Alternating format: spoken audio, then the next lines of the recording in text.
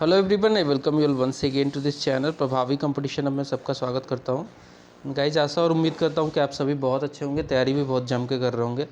दोस्तों, अगला जो हमारा टॉपिक है वो अरिहंत का जो जीके है, अरिहंत का सब्जेक्टिव वाला 25,000 हमने तो किया ही हुआ है अरिहंत वाला, जहाँ पे 25,000 वन लाइनर हमने पढ़े हैं। ये जो पार्टिकुलर बुक है ये पूरा सब्जेक्टिव है और इसमें हमने up to social and religious movement हमने देख लिया था। Next topic is growth of modern education in India which will be covered. ठीक है, एंड चैनल पे नए हैं और ऐसे कंटेंट देखते रहना चाहते हैं तो ज़रूर सब्सक्राइब कीजिए, बेल आइकन को भी प्रेस कीजिए ताकि हमारे ऐसे ही लेटेस्ट वीडियोस का नोटिफिकेशन आपको मिलता रहेगा। तो चलिए गाइस, बात करेंगे ग्रोथ ऑफ मॉडर्न एजुकेशन के फर्स्ट फेज से स्टार्ट करते हैं। फर्स्ट फेज जो रहा है वो रहा है 1758 से लेकर 1812 तक का फेज है। फर्स्ट फेज जो रहा है ये 1758 से लेकर 1812 तक का ये फेज रहा है। Initially East India company was not interested in the development of education. सब minor exceptions where efforts by some individuals. देखिए, जब अंग्रेज आए थे भारत में, ईस्ट इंडिया कंपनी इस्टेब्लिश हुई थी, तो उनका जो मेन जो गोल था, मेन जो उनका टारगेट था वो कि भाई इकोनॉमिक बेनिफिट लेना है यहाँ से। वो ऐसा सोसाइटी को चेंज करने का, एजुकेशन लाने का, तमाम ऐसी चीज़ों का कुछ नहीं सोचा था उन्होंने सिर्फ और सिर्फ ये सोचा था कि हमें यहाँ से धन कमाना है, लेके जाना है। तो they were not interested in the development of education initially. The Calcutta madrasa was established by Warren Hastings in 1781। जो कलकत्ता मदरसा है वो वॉरेन हेस्टिंग ने इस्टेब्लिश किया था 1781 में for the study of Muslim law. The Sanskrit college was established bye Jonathan Duncan. ये सवाल पूछा जाता है, ये सवाल बार बार आता है कि संस्कृत कॉलेज जो है इस्टेब्लिश हुआ था बनारस में, वो किसने इस्टेब्लिश किया था? वो 1791 में इस्टेब्लिश हुआ था for the study of Hindu law and philosophy. अंग्रेज़ों को जो है ना खुद ही मतलब इंटरेस्ट था इन सब चीज़ों को लर्न करने में, बिकॉज वहाँ पे अब ऐसे देश में शासन कर रहे हैं तो यहाँ के कस्टम्स, यहाँ के लॉ, हिंदू लॉ, मुस्लिम लॉ को जानना चाहते थे। तो जोनाथन डंकन ने इस्टेब्लिश किया था संस्कृत कॉलेज बनारस में 1791 में। यही कॉलेज इवॉल्व होते होते हिंदू कॉलेज बन गया। फोर्ट विलियम कॉलेज जो है it was established by Lord Wellesley. Lord Wellesley ने इसे इस्टेब्लिश किया था, ठीक है, और इसे इस्टेब्लिश किया गया था 1800 AD में for training of civil servants. Civil servants की ट्रेनिंग के लिए of the company in Indian language and customs. ये क्लोज कर दिया गया था बाद में 1802 में, फोर्ट विलियम कॉलेज, ठीक है, इसको इस्टेब्लिश किया गया था। चलिए आगे देखेंगे और देखते हैं second phase of this education वाला जो है वो सेकेंड फेज है 1813 से लेकर 1853 तक का। For the first time, the British Parliament included in 1813 charter एक क्लॉज। ये क्लॉज लाएगा 1813 का चार्टर एक्ट तो है ही, पता ही है आपको, और ये 1833 में भी आया। चार्टर एक्ट लगातार आते हैं 1813, 1833, 1853 ऐसे। तो for the first time British parliament ने इंक्लूड किया 1813 के चार्टर एक्ट में एक क्लॉज जिसमें बोला गया कि 1,00,000 रुपये जो है एजुकेशन के लिए दिए जाएंगे, under which the Governor General in Council was bound to keep a sum of not less than 1,00,000 rupees for education। किसके एजुकेशन के लिए? इंडियंस के एजुकेशन के लिए। However, the company used this fund for promoting Indian languages and literature। Education पे तो खर्च नहीं किया, इसको खर्च किया promoting Indian languages and literature। So the charter allowed the Christian missionary to spread their religious ideas in India। इसी charter में 1813 वाले ही चार्टर में इंडियन मिशनरीज़ को पावर मिल गया कि भैया आओ और क्रिश्चियनिटी को फैलाओ। टारगेट ये था कि ज़्यादा से ज़्यादा लोग को कन्वर्ट करो, क्रिश्चियन बनाओ, ताकि एक तो सेंस ऑफ मतलब सेम रिलीजन हो जाएगा और उनके मतलब जो है टेस्ट बदलेगा, मतलब they will become the consumer of British products. ये भी एक टारगेट था। The greatest importance of the 1813 act was that the company for the first time acknowledged state responsibility for the promotion of education in India। ठीक है, समझ गया ना बात? मतलब कि स्टेट की रिस्पॉन्सिबिलिटी पहली बार समझी उन्होंने ब्रिटिशर्स ने 1813 वाले चार्टर एक्ट में। इस्टेब्लिशमेंट ऑफ कैलकाटा कॉलेज जो है ये 1817 में हुआ। इस्टेब्लिशमेंट ऑफ कैलकाटा कॉलेज जो है 1817 में इस्टेब्लिश हुआ विद द एफर्ट्स ऑफ राजा राम मोहन रॉय। किसके एफर्ट से ये बना? ये एफर्ट था राजा राम मोहन रॉय का। For imparting western education 3 Sanskrit colleges were set up at Calcutta. तो देखिए राजा राम मोहन रॉय जो थे वो एक मॉडर्न ख्यालात के आदमी थे उस समय, मतलब वे बैक 1817 वगैरह के आसपास में। देखिए आत्मीय सभा ये सब उन्होंने इस्टेब्लिश किया था, तो मॉडर्न ख्यालात के थे और लॉर्ड विलियम बेंटिक से बहुत पढ़ती थी। वो चाहते थे कि मतलब जो है ना वेस्टर्न एजुकेशन से लोग पढ़ें इंडिया में भी। तो कैलकाटा कॉलेज जो है 1817 में इस्टेब्लिश हुआ राजा राम मोहन रॉय के एफर्ट्स पे फॉर इम्पार्टिंग वेस्टर्न एजुकेशन। 3 इसके अलावा संस्कृत कॉलेज भी सेटअप हुए Calcutta. So in 1823 general committee of public instructions was appointed to look after the development of education in India. 1823 में ही एक general committee of public instruction appoint की गई ताकि लुक आफ्टर किया जा सके the development of education in India को। ठीक है, नेक्स्ट देखते हैं। Okay, so these but arose a controversy between the Orientalist and Anglicists over the nature of education. Orientalist जो थे, इस विचारधारा के जो लोग थे, वो मानते थे कि इंडियंस का एजुकेशन जो होना चाहिए वो ओरिएंटल लैंग्वेज में होना चाहिए, यानी कि देसी जो भाषा होती है, चाहे हिंदी में करा लो चाहे संस्कृत में करा लो, मतलब देसी एजुकेशन होना चाहिए, ओरिएंटलिस्ट अप्रोच होना चाहिए।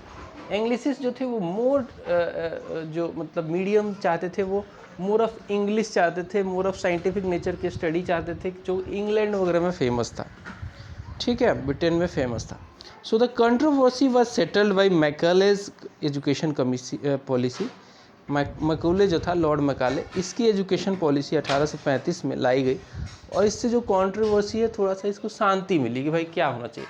एंड फाइनली जो है वेस्टर्न एजुकेशन को जो है, इंग्लिश फॉर्म ऑफ एजुकेशन को जो है, इंग्लिश मीडियम को जो है चुना गया। ठीक है, so which was approved by Lord William Bentinck. Lord William Bentinck ने भी माना कि नहीं, इंडियंस को जो है अब साइंटिफिक टेम्पर होना चाहिए, साइंटिफिक। और लॉर्ड मैकाले ने ये भी कह दिया था कि भाई इंडियन जो बुक्स हैं वो इफ़ेक्टिव नहीं है, मतलब इनसे को अगर मैं एक अपना सेल्फ उठा के ले आऊँ, एक अपना किताबों का सेल्फ उठा के ले आऊँ और पूरे जो है टेक्स्ट जो है अब तक जो है एंशिएंट इंडिया के चाहे कोई भी सबको मिला दूँ तो कंपैरिजन में कुछ भी नहीं है। ठीक है, मतलब हमारे वाले के कंपैरिजन में आपका वाला कुछ भी नहीं है। हालांकि ये बात सच नहीं है, उनका एग्जर्सन था, ये एग्जेगरेट करके बोला था उन्होंने, बट ऐसी कोई बात नहीं है। हमारे पुराणों में या फिर हमारे जो बहुत बड़े बड़े चरक जैसे, बागपत जैसे लोग हुए, उन्होंने बहुत अच्छी किताबें लिखी थी। ठीक है, तो 1844 में देखिए यहीं पे जो है पॉलिसी जो है फेवर किया इंग्लिश एजुकेशन को ट्रेडिशनल वन के ऊपर, मतलब ओरिएंटलिस्ट को दबा दिया गया और जो एंग्लिसिस्ट थे उनको जो है कहीं ना कहीं बढ़ावा मिला। सो 1844 में लॉर्ड हार्डिंग ने डिसाइड किया to give government employment to Indians educated in English school. बोला कि वैसे लोग जो इंग्लिश में एजुकेटेड होंगे उनको गवर्नमेंट सर्विस दी जाएगी। तो कहीं ना कहीं ये भी एक तरीका था लोगों को कहीं ना कहीं इस तरफ लाने के लिए कि भाई इंग्लिश एजुकेशन को करो। This further boosted the western education in India of course. Third phase आया 1854 से लेकर, ये फेज था 1900 तक का। थर्ड फेज जो आया ये 1854 से लेकर 1900 तक का फेज था। इसमें क्या हुआ कि 1854 में चार्ल्स वुड का वुड डिस्पैच जो है Magna Carta of Indian education कहा जाता है। सवाल भी आता है बार बार कि which dispatch is called the Magna Carta of Indian education in the country. ये है मैग्ना कार्टा का जो है ये वुड्स डिस्पैच था। So Charles Wood prepared a dispatch on education system in India which came to be called as the Magna Carta of education in the country. According to Wood's dispatch क्या थी इसमें खास बातें? The government needed to spread a Western education through English medium for higher education, but vernacular जो है वो primary education में चलता रहेगा रूरल सेटअप में, ये बोला गया। इसके अलावा जो है एक ग्रांट इन एड सिस्टम जो है लाया गया to encourage the private enterprise involvement in education, कि भाई जो है जो प्राइवेट इंटरप्राइज जो है एजुकेशन में इन्वॉल्व होंगे उनको कुछ पैसा दिया जाएगा, ऐड किया जाएगा। A department of public instruction in each of the 5 provinces with setup. Universities in Calcutta 1857 में, बॉम्बे में 1857 में ही, और मद्रास में भी, और तीनों प्रेसिडेंसी में यूनिवर्सिटीज़ जो है सेटअप कर दी गई। टीचर्स ट्रेनिंग इंस्ट्रक्शंस लाया गया। Promotion of education for women, ये भी लाया गया कि वुमेन्स के जो है पे ज़्यादा फोकस किया। Promotion of education for women जो है इस पे फोकस रहेगा, ये भी लाया गया। सो 1888 में लॉर्ड रिपन ने, इसी फेज की बात कर रहे हैं हम लोग, 1882 में लॉर्ड रिपन, जो कि मतलब अच्छा, बहुत अच्छा जो है गवर्नर जनरल माना जाता है, क्योंकि इसने लॉर्ड लिटन वाले जो वर्नाकुलर प्रेस है उसको रिपील किया। इसके अलावा इन जनरल इसने बहुत अच्छे अच्छे काम करे हैं, ठीक है। In general Lord William Bentinck ले लो और लॉर्ड रिपन ले लो, ये दोनों जो है बहुत ही अच्छे जो है गवर्नर जनरल माने जाते हैं, बहुत ही अच्छे गवर्नर जनरल माने गए। तो बात हम कर रहे हैं कि 1882 में lord Ripon was appointed, he appointed the Hunter commission. Hunter commission इन्होंने अपॉइंट किया under the sir W Hunter के नेतृत्व में। And the commission's view were restricted to primary and secondary education, ठीक है। मतलब उसका जो था कि प्राइमरी एंड सेकेंडरी एजुकेशन पे ही फोकस रहेगा, हायर पे फोकस नहीं रहेगा, हायर एजुकेशन पे। It emphasize the state's role in extending education, female education, and to involve private enterprises in the education, private enterprises in the education, ठीक है। तो एज ए रिजल्ट पंजाब 1882 में, इलाहाबाद में 1887 में यूनिवर्सिटीज़ इस्टेब्लिश की गई। एज ए रिजल्ट क्या हुआ, पंजाब में एक यूनिवर्सिटी आई 1882 में, और 1887 में इलाहाबाद यूनिवर्सिटीज़ को कर दिया गया इस्टेब्लिश। अब आता है फोर्थ फेज़। फोर्थ फेज़ जो था वो फेज़ था 1901 से लेकर 1920 तक का, ये फेज़ था चौथा फेज़। चौथे फेज़ के बारे में बताऊं तो लॉर्ड कर्जन उस समय गवर्नर था। ऑफ कोर्स बंगाल विभाजन वाला पीरियड है ये, तो लॉर्ड कर्जन उस समय गवर्नर था, वायसराय था इनफैक्ट, ठीक है, गवर्नर नहीं वायसराय होता था उस समय। So Lord Curzon appointed the university commission under sir Thomas Raleigh, ठीक है। थॉमस रेलिग के कमीशनशिप में, जिसे हम रेलिग कमीशन भी कहते हैं, तो पूछा जाता है कि Raleigh commission is related to what, तो it is related to establishment of university commission से रिलेटेड था। Sir Thomas Raleigh based on his report universities जो है एक्ट पास हुआ, इंडियन यूनिवर्सिटी एक्ट पास हुआ 1904 में। इंडियन यूनिवर्सिटीज़ एक्ट जो है पास हुआ 1904 में। अब देखिए एक सार्जेंट प्लान आया 1944 में। तो ये जो प्लान था ये क्या था, the Sargent plan worked out by central advisory board of education in 1944, ठीक है। Call for elementary and higher secondary schools, universal free and compulsory education for children in the age group of 6 to 11 years, ठीक है, ये याद रखना। And 6 year schooling course for 11 to 17 age group, ठीक है, याद रखिए दोनों पॉइंट को।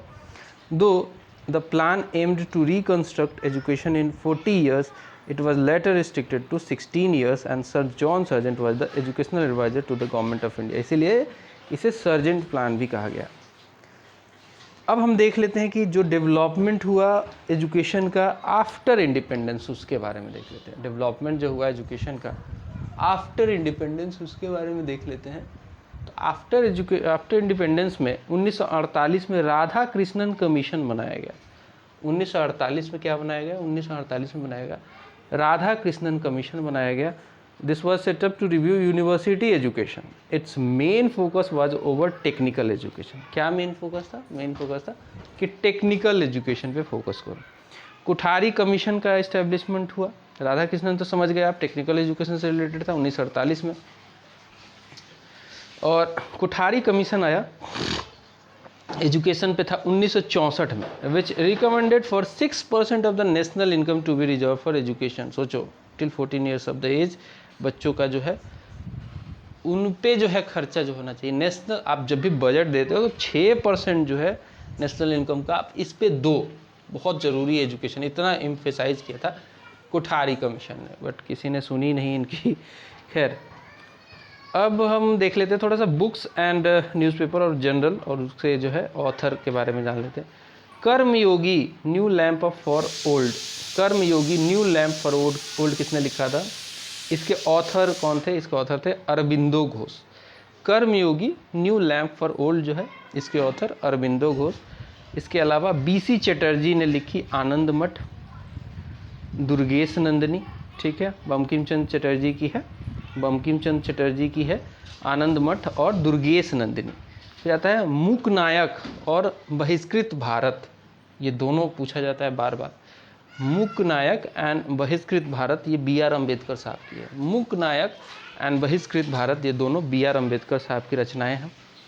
राष्ट्रगुप्तर and voice of India, very important, राष्ट्रगुप्तर एंड वॉइस ऑफ इंडिया ये दोनों जो है दादा भाई नौरोजी की है, दादा भाई नौरोजी की, राष्ट्रगुप्तर and voice of India. Poverty and un British rule भी इन्होंने ही लिखा है, जिसमें ड्रेन थ्योरी को इन्होंने प्रोपाउंड किया है, ड्रेन ऑफ वेल्थ, ठीक है, कैसे ब्रिटिशर्स जो है भारत के ही पैसे को जो है कैसे ड्रेन किया उन्होंने, वो इसमें मेंशन किया गया। दयानंद सरस्वती की है वेद भाष्य भूमिका एंड सत्यार्थ प्रकाश, ठीक है, दयानंद सरस्वती की है वेद भाष्य भूमिका और सत्यार्थ प्रकाश। इसके अलावा गोपाल कृष्ण गोखले की है नेशन एंड सुधारक, दो है, नेशन एंड सुधारक, गोपाल कृष्ण गोखले, जो कि क्या रह चुके हैं दोस्तों, वो सर्वेंट ऑफ इंडिया सोसाइटी के फाउंडर भी थे। जवाहरलाल नेहरू की है discovery of India, national Herald, wither India and Soviet Asia, ठीक है, 4 बुक हैं इनकी, ठीक है, जिनके ऑथर रह चुके हैं। Discovery of India very famous है, बार बार पूछा जाता है डिस्कवरी ऑफ इंडिया। इसके अलावा वो नेशनल हेराल्ड के भी जो है राइटर एडिटर हुआ करते थे। वीदर India, Soviet Asia. Mahatma Gandhi की है Navjivan, young India and Harijan और इंडियन ओपिनियन, 3 याद रखिएगा। नवजीवन इनके एडिटरशिप में छपती थी, यंग इंडिया एंड हरिजन और इंडियन ओपिनियन, ये बहुत ही इंपॉर्टेंट है, याद रखेंगे, Navjivan, young India and Harijan and Indian opinion. Madan Mohan Malviya के समय में छपती थी हिंदुस्तान और लीडर, इनके एडिटरशिप में जो छपती थी हिंदुस्तान और लीडर, ठीक है, मदन मोहन मालवीय, हिंदुस्तान और लीडर, हिंदुस्तान और लीडर, हिंदुस्तान और लीडर। राजा राम मोहन राय के समय में संवाद कौमुदी, इसके अलावा मीरात उल अखबार और बरगा दत्ता, ठीक है, संवाद कौमुदी, मीरात उल अखबार एंड बरगा दत्ता, ठीक है, राजा राम मोहन राय के समय संवाद कौमुदी, मीरात उल अखबार एंड बरगा दत्ता। विवेकानंद के समय में जो छपती थी प्रबुद्ध भारत, वेरी फेमस, विवेकानंद के एडिटरशिप में प्रबुद्ध भारत, उद्बोधना एंड इसके अलावा जो है प्राच्य और पश्चाया। एनी बसंत के समय new India and Commonwealth, 2 famous, ठीक है, ये भी बार बार सवाल आता है, न्यू इंडिया एंड कॉमनवेल्थ किसके एडिटरशिप में छपता था, तो वो एनी बसंत, एनी बसंत, ठीक है, एनी बसंत। नेक्स्ट है बाल गंगाधर तिलक, केसरी और महारथा। केसरी जो है मराठी में छपती थी और महारथा जो है इंग्लिश में, मराठा, महारथा है एक्चुअली, मराठा लिखा। बीके नंदा के नेतृत्व में बायोग्राफी ऑफ गोखले छपी, ऑथर थे इसके बी उपाध्याय, संध्या। इसके अलावा दर्पण, दर्पण के ऑथर हैं बाल शास्त्री जाम्भेकर। युगंतर, युगंतर वीकली टाइप छपती रहती थी, बरिंद्र कुमार घोष और भूपेंद्र दत्ता, इसके जो है दोनों ज्वाइंटली माने जाते हैं ऑथर राइटर। भारतेंदु हरिश्चंद्र के समय कवि वचन शुद्धा, कवि वचन शुद्धा। इसके अलावा जो है परिदर्शक, ये है बिपिन चंद्र पाल, ठीक है, Paridarshak Bipin Chandra Pal. Philosophy of east Lord Curzon, ठीक है, philosophy of east Lord Curzon. Tribune, Tribune जो है दयाल सिंह मजीठिया, ठीक है, ट्रिब्यून। नील दर्पण वेरी फेमस, जिसमें प्लाइट ऑफ नील के जो है कल्टीवेटर्स, उनके बंगाल वगैरह में, उसको दिखाया गया है नील दर्पण में। दीनबंधु मित्रा इसके, ठीक है, writer. Henry Derozio east Indian, sir Henry Derozio जल्दी मर गए थे, ये बहुत जल्दी, यंग बंगाल मूवमेंट से भी जुड़े हुए थे। ईस्ट इंडियन, ठीक है। Debendranath Tagore Indian Mirror, Debendranath Tagore Indian Mirror. इसके अलावा ईवी रामास्वामी नईकर, कुड़ी अरासू इनके नेतृत्व में छपती थी। ईवी रामास्वामी नईकर, कुड़ी अरासू, जीएस अय्यर के समय में स्वदेश मित्रम छपती थी। जीएस अय्यर और वीरा राघवाचारी एंड सुभा राव पंडित के समय द हिंदू, ठीक है, वेरी इंपॉर्टेंट, ठीक है। जी सुब्रमण्यम अय्यर, जी सुब्रमण्यम, जो हिंदू आज भी छपती है, इसके फाउंडर, इसके एडिटर थे ये, ठीक है, जी सुब्रमण्यम अय्यर। इसके अलावा वीर राघवाचारी और सुभा राव पंडित। इनकलाब गुलाम हुसैन, इनकलाब के एडिटर राइटर गुलाम हुसैन, इनकलाब, ठीक है। अगला देख लेते हैं, हिंदू पैट्रियोट। हिंदू पैट्रियोट जो ये वर्क है, ये ऑथर हैं इसके Harishchandra Mukherjee. Hindu patriot Harishchandra Mukherjee, Hindu patriot Harishchandra Mukherjee. Henry Vivian Derozio का एक और वर्क है बहुत important, gadget, the Indian gadget, India gadget. Hunters का जो है वो है इंडियन मुसलमान, इन्होंने लिखा इंडियन मुसलमान। ईश्वर चंद्र विद्यासागर की है Som Prakash, very important, Som Prakash Ishwar Chandra Vidyasagar. Bengal gazette James Augustus Hicky की है, बंगाल गजट 1780 में। गुलामगिरी ज्योतिबा राव फुले की है।